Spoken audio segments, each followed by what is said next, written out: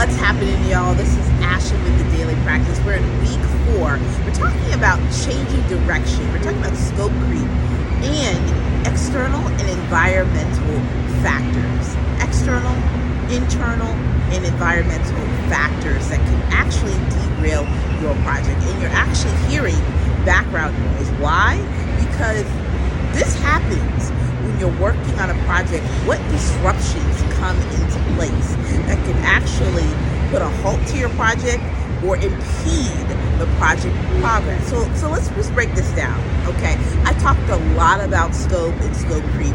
It's like in the fiber of my being. I believe that as PMs, our responsibility is to make sure that our scope, what we're doing for the projects, that we make sure it's all intact. Like, it's so important that we make sure that nothing creeps up at all in terms of whether it is, an idea, something that's added on to a project, something that somebody requests, all these things in between, right? We got to make sure we have an understanding of what it takes to actually get the work done. So that's your schedule, that is budget, that's funding, that's resources, that's tasks, it's everything in between, okay? So you have to, as a PM, you gotta make sure what's the scope and what's not in scope. What are we doing and what we're not doing?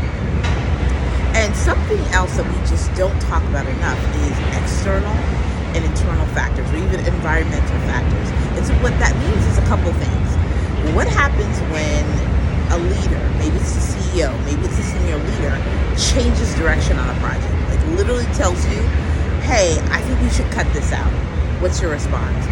Well, what about a situation where, let's say the funding gets pulled? Let's say there's a situation where there's policy or legislation that's introduced that actually you have to take a step back and re-strategize. Yeah, these are the things that we got to start talking about more often. And so it's incumbent upon us as PMs to rework the strategy. We got to think about timelines. We got to think about the cost. We got to think about what's the redefined approach and strategy. So that's it.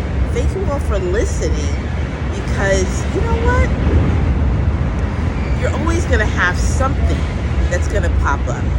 And understanding how external and internal factors can play a role in your project and getting ahead of it, that's what's going to make you successful as a PM.